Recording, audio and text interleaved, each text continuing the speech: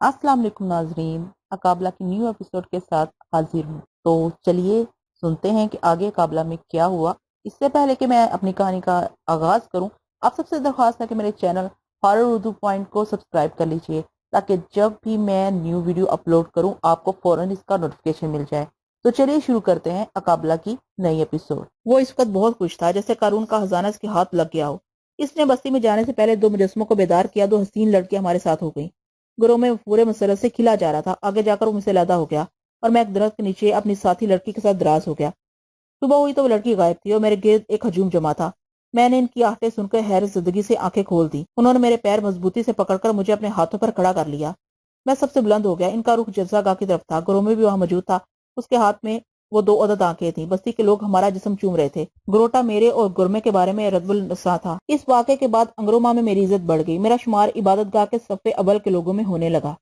गुरु मैंने इसी पर बस नहीं किया, इसने मुझे पत्थर में तब्दील करने और इसे अपनी असल हालत में वापस लाने का अमल भी सिखा दिया। गो वो अमल सीखने में मुझे हासिल दिन लग गए, लेकिन अब ये मेरा मशगला हो गया था। लेकिन अब मेरा ये मशगला हो कि मैं जब भी यकसानी से उकताता, पत्थरों को जिंदा करता, इनसे गुफ्तगू करता और इन्हें दोबारा इनकी असल हालत में वापस कर देता। पत्थरों में जो लोग महफूज थे, इनमें से बाज इल्म फजल में यकता थे, लेकिन बदकिस्मती से मशूबे हयात की नेमत से महरूम रह जाने के सबब वो लोग बरगजीदा लोगों में शामिल नहीं हो सके थे।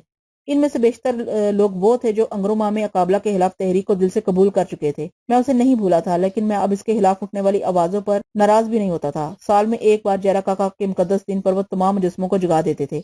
इस दिन इनके यहाँ जश्न लोरिमा की तरह एक बड़ा जश्न मुनक्कद होता था। जश्न के हाथमे के बाद वो फिर अपनी जगह चले जाते थे, मुजस्मों में तब्दील हो जाते थे।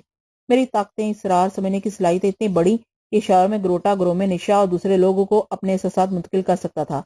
मैं मुश्किल से मुश्किल काम करने के लिए तैयार हो जाता था। इनकी तफसील बताने से मैं गुरेज कर रहा हूँ। 2 साल के सुबह शाम गुजर गए। 2 साल में उन्होंने मुझे जवान रखा। पहले से ज्यादा तरोताजा शदाब, मेरा रंग निखर गया था और मैं इन सब में मुमताज नजर आता था। गुरों में अपने साथियों के रूबरू मुझे पेश करता। निशा गुरों में के मुकाबले में अब मुझसे ज्यादा करीब थी। कई बार ऐसा हुआ कि निशा के लिए जजीरे के दूसरे सरवरदा लोगों ने दरख्वास्त की। मेरा जी चाह के इन्हें मना कर दूं, लेकिन इस तरह गुरोमा की पुरस्कुन फिजा में हलचल मच जाती। मैंने दिल पर जबर करके निशा को इनकी ख्वाहिश के मुताबिक उनके पास भेज दिया। 2 साल गुजर गए थे। इनकी जड़ी बूटियों और जादू टूने में एक कमाल था कि आदमी नकाबले यकीन हद तक तवील उम्र पाता था। इसकी जवानी बरसों कायम रहती थी। ये सोच के मेरा दम घुटता था कि जब मैं उम्र के इन्हतात के दौर में दाखिल होऊंगा तो मुझे भी एक मुजस्मे की सूरत में बदल देंगे और फिर ये इनकी मर्जी पर मुनहसर होगा कि मुझे कब जगाएं। और फिर यहाँ तक हुआ कि गुरोमे के तिलस्म खाने में इजाजत के बगैर अंदर जाने की इजाजत मिल गई। मैं वहां बैठा मुख्तलिफ चीजों से शुभदे करता रहता। एक दिन मुझे ख्याल आया कि मुझे जजीरा तोरी का हाल भी जानना चाहिए। सरंगा सरीता कैसे हैं, लेकिन फिर मुझे ये ख्याल दिमाग से झटकना पड़ा, क्योंकि अब मेरा उनसे कोई राब्ता नहीं रहा था। मैं उन्हें देखकर अजियत में मुबतला होना नहीं चाहता था। गुरोमे के पास रबीका की आंखें थीं, जो उसने पत्थर के एक संदूक में इस तरह महफूज कर दी थी कि बाहर से सिर्फ इनके अच्छे नजर आते थे। मैंने अंगरोमा में पुरस्कार वाकयात का जिक्र इत्तेसार से किया, वरना मेरी ताकतें उभरने के मराहिल की रुदाद हासिल तवील है। गुरोमे को मुझ पर एतमाद था। मैं इसके लिए एक बेजरत शख्स था। गुरोमे के बगैर बुलंद मर्तबत लोगों में तनहा मेरी जात कोई हैसियत नहीं रखती थी। कि निशा ने मुझे मशवरा दिया कि मैं गुरोमे से रूहों को अपने काम का ताबिया बनाने का अमल जरूर सीखूं। गुरोमे ने मुझसे इसका जिक्र कभी नहीं किया था। एक दिन वो बहुत खुश मालूम होता था। मैंने मौका गनीमत जानकर दबे लफ्जों में अपनी ख्वाहिश का इजहार कर दिया। मुझे नहीं मालूम था कि वो मेरी ख्वाहिश सुनकर बेतहाशा हंसने लगेगा। इस पर हंसी का तूफानी दौड़ा पड़ गया। मैंने हैरान होकर पूछा, क्या मैंने कोई गलत बात कह दी है?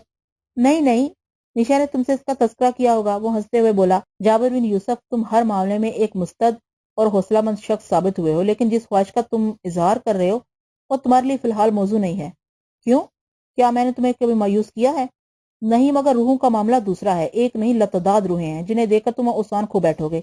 रूहों के गार में तुम तनहा एक लम्हे भी नहीं टिक सकते। वो हर नए आदमी के लिए कहर है। गुरोमे के अलावा अंगरुमा के चंद ही आदमियों ने इन्हें काबू में किया है। न जाने, वो आसमान की तरफ देखकर बोला, न जाने कब वो आसमानों की तरफ जाती हैं।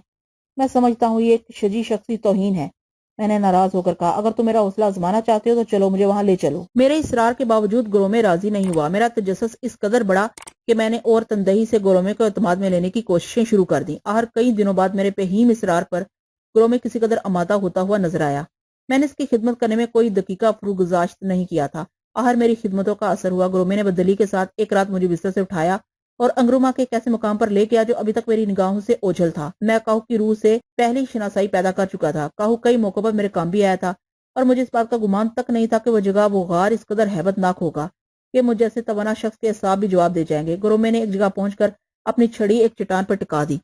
छड़ी पर कुछ छवि बनी हुई थी। इस वक्त اس وقت گروہ میں بہت خاموش تھا. کوئی تصور نہیں کر سکتا تھا کہ وہ دیو کامن چٹان اپنی جگہ سے ہٹ جائے گی. اندر گہرا اندھیرا تاری تھا. گروہ میں نے سوراخ پر کوئی سحر پڑ کر پھونکا. پھر اس نے میرے گلے سے جیرا کاکا کی کھوپڑی اتار کر غار کے راستے پر رکھ دی. اس نے میری کلائی پکڑی. ہم جیرا کاکا کی کھوپڑی سے اپنے قدم بچاتے ہوئے تاریخ غار میں داخل ہو گئے. غار میں داخل ہوتے ہی میری ناک میں سیلن کا ایک ناخوشگوار جھونکا آیا. میرا دل بے قابو ہونے لگا. اس مقدر کر دینے والی فضا اور ہوس زدہ راستے میں آگے بڑھنا چلنا میرے لیے دشوار ہو گیا. مجھے متلی سی ہونے لگی. گورمے کا ہاتھ میری کلائی پر تھا. میں پچھتانے لگا کہ میں نے یہاں آ کر زبردست غلطی کی ہے. ہم راستہ ٹٹولتے ہوئے آگے بڑھ رہے تھے. میں گرومے کو نہیں دیکھ سکتا تھا, صرف اس کی سانسیں سن رہا تھا. میں نے بمشکل تمام اپنے سانپ پر قابو پانے کی کوشش کی, لیکن میرے قدم لڑکھڑانے لگے. مجھے کھانسی اٹھنے لگی. گرومے نے اپنی رفتار تیز کر دی. خاصی دور اندر جا کر گرومے کے کسی عمل سے ایک اور دروازہ کھلا اور ہلکی سی روشنی میں پتھروں کے بنے ہوئے شکستہ کھنڈر نظر آئے. کھنڈروں کے چاروں طرف سفید دھوئیں کے مرگولے تیر رہے تھے.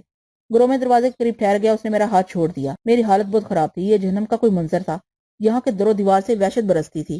گرومے نے ایک کنکری اٹھا کر پھینک دی اور پھر اس کے کسی جادوئی عمل کا اثر تھا کہ مجھے آنن فانن ننگ درنگ سیاہ فام انسانوں کے بے شمار چہرے نظر آئے. ان کے جسم مضطرب تھے. وہ سب سراسیمہ نظروں سے گرومے کو دیکھ کر اس کے سامنے جھک گئے, لیکن جب انہوں نے میری طرف نگاہ کی تو ان کی آنکھوں میں خوخاری کی کیفیت پیدا ہو گئی. گرومے یہ کیفیت بھانپ گیا تھا. میرا سانس اکھڑ رہا تھا. مجھ پر پہلی بار زندگی میں ایسی دہشت طاری ہوئی تھی کہ میں خود اپنے آپ پر یقین نہیں آ رہا تھا. میرے سامنے وہ محروم روحیں تھیں جو اپنے جسموں کی قید سے آزاد ہو کر بھی بے بس تھیں. کیا کوئی اس پر یقین کر سکتا ہے؟ وہ مردہ لوگ اپنے ماضی کے گمان کے ساتھ ہمارے سامنے, ہماری آنکھوں کے سامنے حاضر تھے. یہ قلمناک اور وحشت ناک مظاہرہ تھا.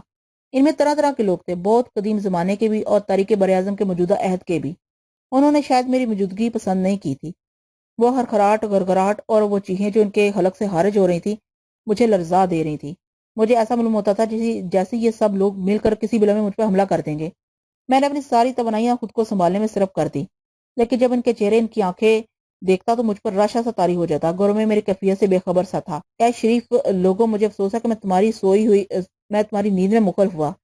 تمہارے لیے زبان مکان کوئی حیثیت نہیں رکھتے. دیوتاؤں کو راضی کرو کہ وہ تمہاری قید و بند کا یہ عزیتناک سلسلہ ختم کر دیں, تاکہ تم آسمانوں میں چلی جاؤ اور ہمیں کامرانی سے سرفراز کرو. یہ روحیں, جابر بن یوسف گرومے مجھ سے مخاطب ہوا, یہ شریف روحیں ہماری رفیق ہیں. انہیں ہم نے تربیت دی ہے اور ہمارے کئی برگزیدہ لوگ انہیں یہاں روکنے کی کوششوں کے دوران ہم سے جدا ہو گئے ہیں. وہ بھی یہی ہیں, انہی روحوں کے درمیان. یہ سب ہمارے کام آئیں گی. ان کی تعداد میں اضافہ ہو رہا ہے. جابر بن یوسف, اگر تم ہماری خواہش پر عمل نہ کرتے تو ہم تمہیں بھی اس قید خانے میں قید کر دیتے. اس کے آخری جملے سے میرے جسم پر ایک سرد لہر دوڑ گئی. کیا تم جانتے ہو کہ ہمارے علاقے کے کئی بزرگ آبادی سے روپوش ہو کر الگ چٹانوں میں بیٹھ کر جیرا کاکا کی خوشنودی میں منحکم ہے. انہوں نے دنیا ترک کر دی. ان کا مقصد صرف ایک ہے, اقابلہ کا زوال. مگر تم تو کانپ رہے ہو. یہ میں کیا دیکھ رہا ہوں؟ گرومے, میں نے وحشت سے کہا. مجھ سے برداشت نہ ہو سکا. میں نے اپنا خوف تسلیم کر لیا. گرومے, اس وقت مجھے یہاں سے لے چلو. یہاں موت نظر آتی ہے. شاید روحوں کے متعلق میرے ماضی کے خوف مجھ پر غالب ہیں. میں خود کو اس ماحول سے مانوس محسوس نہیں کر رہا ہوں. کیا تم خوفزدہ ہو جابر؟ گرومے نے محبت سے پوچھا. مجھے نہیں معلوم, میں نے تیزی سے کہا, لیکن میرا دم گھٹ رہا ہے اور یہ کوئی اچھی علامت نہیں ہے. میں تم سے نہ کہتا تھا کہ تم وقت سے پہلے اصرار کر رہے ہو. بہرحال اب تمہیں خود کو ان کی صحبت کا عادی بنانا ہوگا اور انہیں اپنی خواہشوں کے مطابق عمل کرنے پر آمادہ کرنا ہوگا. گرومے حکمیہ انداز میں بولا. جابر بن یوسف جیسے شخص سے میں اس بزدلی اور کم ہمتی کی توقع نہیں رکھتا. گرومے, میرا سانس گھٹ رہا ہے. وہ دیکھو میرے طرف بڑھ رہے ہیں. ان کی آنکھوں میں میرے لیے تمسخر ہے. میں واقعی وقت سے پہلے یہاں آ گیا ہوں. دیوتاؤں کے لیے مجھے یہاں سے نکالو. میں نے اس کی منت کی. گرومے, مجھے یہاں سے لے چلو. نہیں, گرومے سختی سے بولا. نہیں, تم مجھے مایوس کر رہے ہو. میں تمہیں ان کے پاس چھوڑ کر چلا جاؤں گا. گرومے کے لہجے میں جھجلاہٹ اور خفگی تھی. معزز گرومے, مجھے زیادہ باتیں کرنے میں دشواری ہو رہی ہے. میں تم سے رحم کا طالب ہوں. نہیں گرومے, دروازے کی طرف مڑا اور چشم و زن میں اس کے پار ہو گیا. میں نے بھی اس کے پیچھے بھاگنا چاہا, مگر مجھے دروازہ بند ملا. میں نے اسے سر مارے اپنی زائل ہوتی ہوئی توانائی صرف کر دی. اس وقت میری حالت یہ تھی کہ خون جسم میں کہیں ٹھہر گیا تھا. میں نے مڑ کر دیکھا, وہ میرے اور قریب آ گئے تھے. ان کے بے ہنگم کہکے میرے دل میں نشتر بن کر چبھ رہے تھے اور میں دروازے سے چپک گیا. وہ مردہ لوگ مجھے ایک فاصلے پر آ کر ٹھہر گئے. اب تک میں نے صرف کاہو کی نرم دل روح کو دیکھا تھا. مجھے معلوم نہیں تھا کہ ان کے چہرے اتنے غضبناک اور ان کے کہکے اتنے عذابناک ہوتے ہیں. وہ بے نور آنکھیں چمک رہی تھیں. وہ بے نور چہرے میرا مذاق اڑا رہے تھے. میں مرے ہوئے لوگوں کے اس ازدحام میں تنہا کھڑا تھا اور یہ بھول گیا تھا کہ میں جابر بن یوسف ہوں. میں اس وقت ایک بچہ تھا جو ایک خوفناک خواب دیکھ رہا تھا. گرومے شاید اپنی سیر کار قوتوں سے میرے حساب شل کر گیا تھا. میں سہما ہوا دیوار کے سہارے کھڑا رہا اور ان کے سفید دانتوں کو حرکت کرتے ہوئے دیکھتا رہا. یہ اضطراب, یہ ہیجان میں نے اپنی زندگی میں کبھی محسوس نہیں کیا تھا. خوف اور دہشت سے خود بخود میرے ہاتھ اپنے گلے پر دوڑنے لگے. پھر یک یک مجھے ایسا محسوس ہوا جیسے میں تنہا نہیں ہوں بلکہ باغبان کے کاہن کا عطا کردہ اژدھا میرے پاس ہے، شیپالی ہے، سمرال کی مالا ہے. اس غیر ارادی حرکت سے میرے جسم میں زندگی کی ایک نئی لہر دوڑ گئی. مگر مشکل یہ تھی کہ اس حبس خانے میں سانس لینا بھی مشکل ہو رہا تھا. مجھے اس ہیجان و اضطراب میں اپنے تحائف آزمانے کا خیال ہی نہیں آیا تھا. اب انہیں چھونے کے بعد مجھے اپنے وجود کا احساس ہو رہا تھا.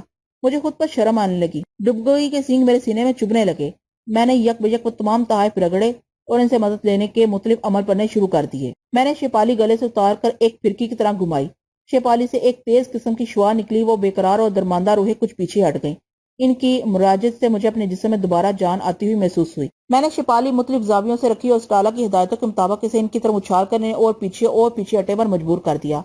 روحیں میرے سامنے روتی اور بین کرتی ہوئی سمٹنے لگی. رفتہ رفتہ مجھے وہاں دھواں نظر آنے لگا، کثیف سفید رنگ کا دھواں، مرغولے اور کھنڈر. ایک وحشت. میں نے انہیں دور تو کر دیا تھا لیکن اب غار سے باہر نکلنا کوئی آسان مرحلہ نہیں تھا. غار سے باہر نکلنے کا کوئی دوسرا راستہ بھی نہیں تھا. پتھر کی وہ دیوار اتنی سخت تھی کہ میں سے 1 انچ بھی جنبش نہ دے سکا. روحوں کے غائب ہو جانے کے بعد میں نے چند لمحے توقف کیا اور آنکھیں موند لی. ان چند لمحوں میں میرے ذہن نے تیز رفتاری سے سوچنا شروع کر دیا. پھر میری آنکھیں کھل گئی. میرے ہاتھ سمرال کی مالا پر تھے اور اژدھے کا چوبی ڈھانچہ اپنی اصلی شکل میں واپس آ گیا تھا. اپنی تمام چیزیں زندہ، روشن اور متحرک دیکھ کر میرے اندر غرور کا جذبہ ابھرا. مجھے یاد آیا کہ میں نے ہربیکا کا مغز بھی کھایا ہے. میں نے لوکاسا جیسے دیو کو شکست دی ہے.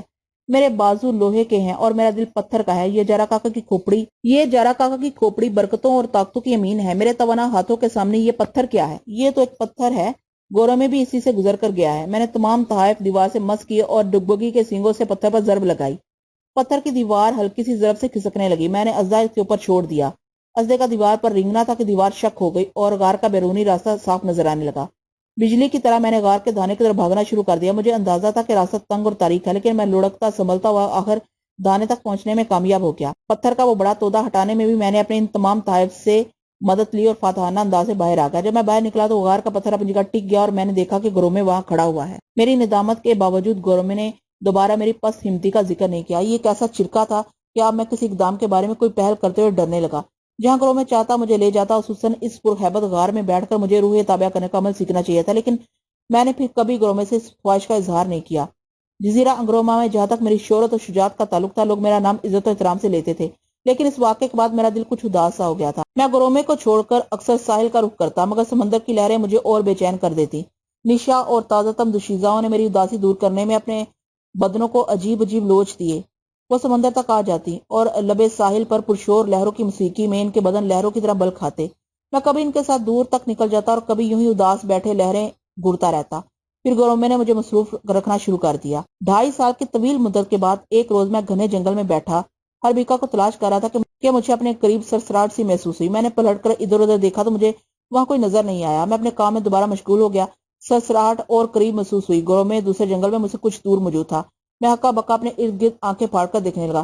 پھر مجھے اپنی آنکھوں پر یقین نہیں آیا. میرے قدم جہاں تھے وہیں ٹھہر گئے. مجھ پر سکتہ سا طاری ہو گیا. سرنگا کی عظیم اور پراسرار دیوی میرے سامنے اپنی تمام جلوہ سمانیوں کے ساتھ موجود تھی. کیا یہ کوئی فریب ہے؟ میں نے اپنا سر جھٹک کر دوبارہ اسے دیکھا. وہ وہی تھی. میری آنکھوں میں آنسو آ گئے اور میرے منہ سے بے اختیار نکلا تم. اس نے جواب دینے کے بجائے شمال کی سمت اشارہ کیا. میں نے اپنا کام چھوڑ کر تیز سے اسی سمت رخ کیا. دیوی میرے آگے آگے تھی اور میں اس کے پیچھے پیچھے چل رہا تھا. مجھ پر شادی مرگ کے جذبات کا غلبہ تھا. پاؤں زمین پر رکھتا کہیں تھا اور پڑتے کہیں تھے. گویا میری نجات کا دن آ گیا تھا. سرنگا نے اسے مجھے آزاد کرانے کے لیے بھیج دیا تھا. مجھے کچھ ہوش نہیں تھا کہ مجھے کہاں لے جا رہی ہے اور میں کس طرف جا رہا ہوں. تھوڑی دیر بعد جب مجھے ہوش آیا تو میں گرومے کے مکان کے سامنے کھڑا تھا. دیوی ایک شان کے ساتھ مکان میں داخل ہو گئی. میں بھی فوراً گرومے کے طلسم قدے میں داخل ہو گیا. میں نے 8 آنکھوں والا پتھر اپنے قبضے میں کر لیا اور میں نے اس روشن آگ میں جو طلسم قدے میں ہمیشہ جلتی رہتی تھی گرومے کے تمام طلسمی اسلحہ ڈالنا شروع کر دیا. ذرا سی دیر میں پورا طلسم خانہ جہنم کی آگ کی لپیٹ میں آ گیا اور مختلف قسم کے جانوں کی چیخوں نے آسمان سر پر اٹھا لیا. پھر میں تپش سے جلد از جلد باہر نکل آیا. مکان کے باہر آ کر میں نے دیکھا گرومے بستی کے باہر تمام سربردہ لوگوں کے ساتھ کسی پرسرار عمل میں مصروف ہے. انہوں نے مجھے دیکھا تو ان کی آنکھوں سے خون ابلنے لگا اور مجھے ایسا محسوس ہوا جیسے میری ٹانگیں ایک قدم بھی آگے نہیں بڑھ سکتی. میرا یہ اذیت دہ اور ہولناک احساس حقیقت پر مبنی تھا کیونکہ میرا نچلا دھڑ پتھر میں تبدیل ہو چکا تھا. میں نے بے بسی سے دیوی کی طرف دیکھا. دیوی جو شاید مجھے نظر آ رہی تھی. تو کیا میں پتھر میں تبدیل ہو جاؤں گا؟ جزیرہ انگروما کے سربردہ عالم آسمانی عبادت میں مصروف تھے.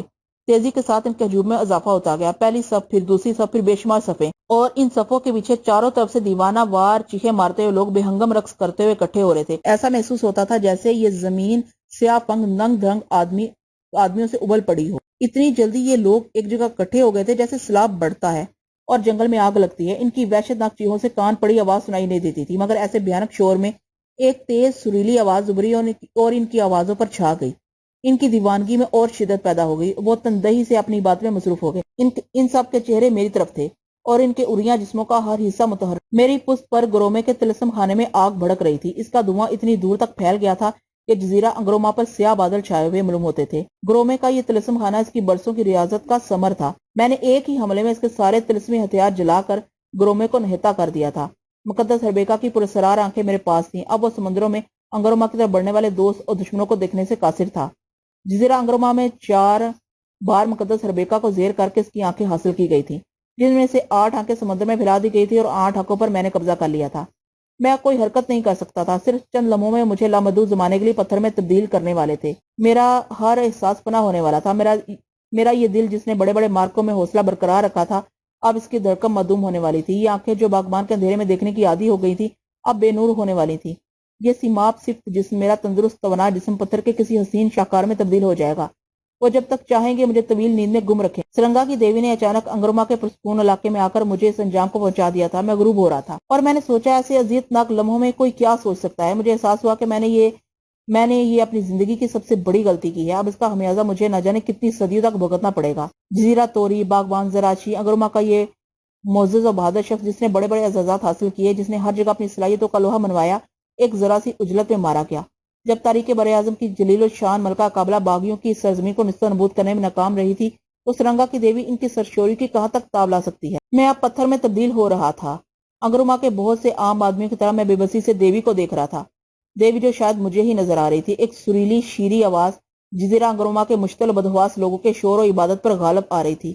یہ آواز دیوی کی اس بانسری کی تھی جسے وہ اب نہایت سرمستی کے عالم میں بجا رہی تھی۔ انگروما کے عبادت گزار اشخاص کی عبادت میں بار بار رکھنا پڑتا تھا۔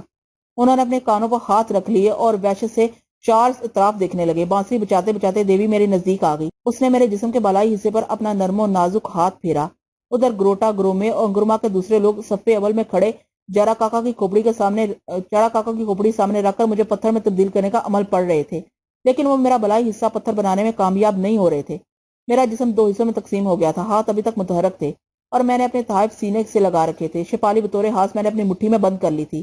طلسم خانے کی آتش سے گوشت اور چربی جلنے کی بو ساری فضا میں پھیل گئی تھی۔ جب وہ بالائے ناک مجھے منجمد کرنے میں ناکام رہے، ان کے طلسمی اعمال کے باوجود بانسری کی پرشور لے میں کوئی فرق نہ آیا، تو وحشت کے عالم میں گروٹا نے اپنے پیچھے کھڑے ہوئے لوگوں کو کوئی اشارہ کیا۔ یہ اشارہ منتقل ہوتے ہوتے سب سے پیچھے سب تک پہنچ گیا۔ 2 نوجوان سیاہفام لڑکیاں جن کے بدن کسی ادھ کھلے پھولوں کی طرح تر و تازہ تھے، گرومے اور گروٹا کے آگے آ گئیں۔ یہ گروٹا کے بلند ہاتھوں میں جارا کاکا کا علامتی نیولا تھا، جس کی آنکھیں سرخ تھیں اور وہ اس کے ہاتھ پر ادھر ادھر مچل رہا تھا۔ گرومے نے اپنے گلے میں پڑے ہوئے ایک لمبے ہنجے سے زمین میں ایک چھوٹا دائرہ بنایا۔ وہ زمین کو اس طرح کاٹ رہا تھا جیسے وہ کوئی پکا ہوا پھل ہو۔ گروٹا نے کٹی ہوئی زمین کے اس حصے کی مٹی کا تودا اپنے دونوں ہاتھوں سے کسی طبق کے مانند اٹھا لیا۔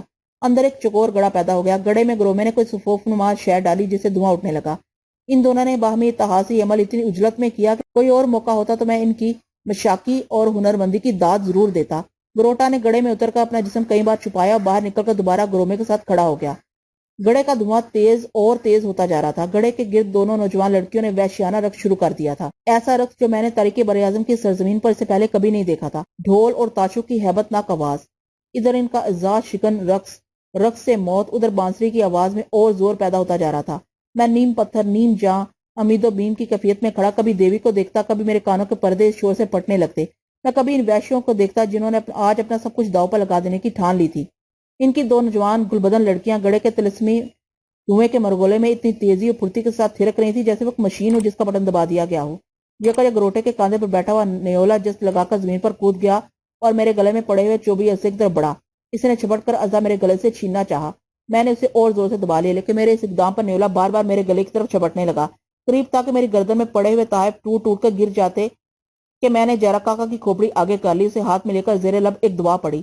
پھر میں نے اپنے چوبی ازدے کا ڈھانچہ زمین پر چھوڑ، ازدا زمین پر گرتے ہی اپنی اصلی حالت میں آ گیا۔ اس نے رینگنا شروع کر دیا اور نیولا مجھ پر حملہ کرنے کی بجائے سے الجھ گیا۔